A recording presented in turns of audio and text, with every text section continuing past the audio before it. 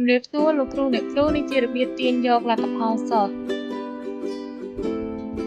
ដើម្បីទាញយកលទ្ធផលសិស្សសូមលោកគ្រូអ្នកគ្រូចុចពាក្យតេស្តនៅខាងលើបន្ទាប់មកចុចយកពាក្យប្រវត្តិធ្វើតេស្ត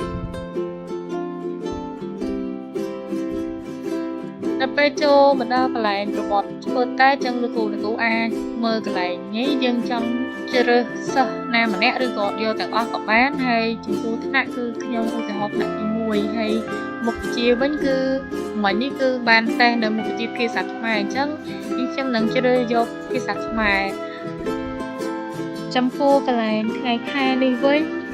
បើសិនជាគាត់ធ្វើតេស្តតាំងពីថ្ងៃណាដល់ថ្ងៃណាអញ្ចឹងប៉ុន្តែ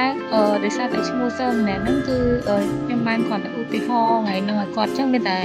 ដាក់ថ្ងៃហ្នឹងមួយថ្ងៃទេអញ្ចឹងបន្ទាប់ពីពិនិត្យមើលរួចរាល់ហើយសូមលោកគ្រូអ្នកគ្រូចុចពាក្យថាទាញយក